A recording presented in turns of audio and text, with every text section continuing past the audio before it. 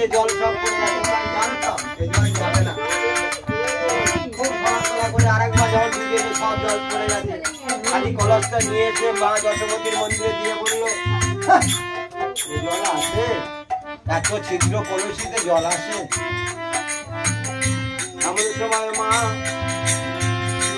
নয়নের জলে বুক ভেসে যাচ্ছি, আরে মনে মনে ভাবছি আমার গোপাল আরে কথা বলবে না।